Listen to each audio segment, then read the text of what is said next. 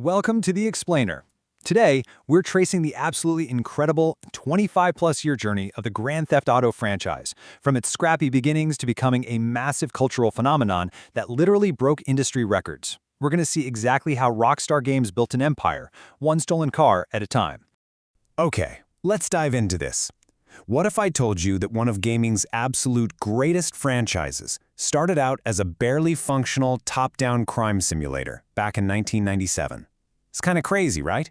It's almost impossible to reconcile the pixelated chaos of its origins with those massive photorealistic open worlds that completely dominate gaming today.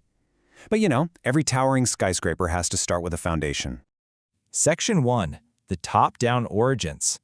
So the original GTA dropped in 1997. It was developed by DMA Design, the scrappy studio that would eventually morph into Rockstar Games. And man, it was raw. You looked down at the city from way above, you picked up missions from ringing payphones, and you just went totally feral. There wasn't even a real protagonist or a fancy cinematic cutscenes yet. But DMA Design planted a truly radical seed here. They created this living, breathing criminal world where the police and rival gangs actually reacted to your choices. It was pure chaos, and it even spawned 2 expansions that took that exact same formula across the pond to London. Then, that formula evolved with GTA 2 in 1999, which is widely considered the most underrated game in the entire series. You were dropped into this dark, cyberpunk-style metropolis called Anywhere City as a small-time criminal named Claude Speed.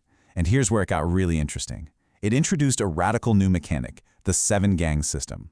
This was a total game-changer. You had to choose who to work for, and your loyalty to one faction meant making lifelong enemies of another. It was messy, it was ambitious, and it really set the stage for something huge. Section 2. The 3D Open World Revolution. Now looking back, the sheer speed at which Rockstar pumped out these industry-defining games is just staggering. I mean, in 2001, we get GTA 3. The very next year, 2002, Vice City. 2 years later, San Andreas. And then Liberty City Stories in 2005. In just a handful of years, they totally, permanently changed the landscape of gaming. The creative output during this era was truly remarkable. And this brilliantly illustrates how the modern open-world genre was essentially defined by GTA 3 in 2001. Honestly, it blew people's minds. A fully 3D third-person camera with an actual open world, Liberty City, that you could walk, drive, and explore in real time. The protagonist, Claude, didn't say a single word, but his cold silence laid the absolute foundation for every single open-world game that followed, from Assassin's Creed to Red Dead Redemption. But you know, Rockstar wasn't going to stay silent for long. In 2002's Vice City, we traded Claude's cold silence for Tommy Vercetti. Tommy talked. A lot. He had this cocky, really dangerous edge to him, brilliantly voiced by Ray Liotta. Set in a 1986 neon-soaked, Scarface-inspired world, Vice City was basically a love letter to 80s excess, complete with the palm trees, the empires, and just an immaculate soundtrack. Tommy's personality made you root for him, even as he was doing some truly terrible things to build his empire. And then came 2004, San Andreas. The ambition here just exploded. You weren't just playing in a city anymore. You were playing in a massive state featuring 3 full cities, Los Santos, San Fierro, and Las Venturas. You stepped into the shoes of Carl C.J. Johnson in a deep, ambitious narrative pulling heavily from 90s West Coast gang culture. It introduced crazy RPG elements, where CJ could literally gain weight or hit the gym and get jacked, plus vehicle modding and territory wars. For a lot of fans, this game remains the absolute peak of the 3D era. Section 3. The Gritty HD Era. Now, this next shift was incredibly divisive, but honestly, brilliant. We moved from the colorful, arcade-like freedom of San Andreas straight into the gray, brutally realistic streets of Liberty City in 2008's GTA 4. It was a total reset for the franchise. We got a brand new engine, completely overhauled physics, and a deeply serious tone that really grounded all that trademark chaos in reality. This era delivered what is still widely considered one of the most emotionally complex stories in gaming. You played as Niko Bellic, an Eastern European war veteran chasing a highly fictionalized version of the American dream, a dream sold to him by his cousin Roman. It was a profound story dealing heavily with trauma, immigration, and loyalty, and Rockstar ambitiously expanded on it with 2 massive interlacing expansions, The Lost and Damned and The Ballad of Gay Tony, all happening simultaneously in that exact same city.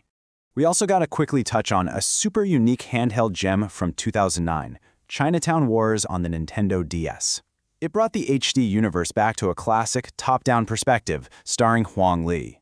It utilized incredibly unique touchscreen mechanics for things like dealing out on the streets, all while delivering some surprisingly dark storytelling. It was weird, it was unique, and honestly, it absolutely worked. Section 4. The Billion-Dollar Behemoth. Then, in September 2013, GTA 5 dropped and introduced a totally revolutionary three-protagonist system.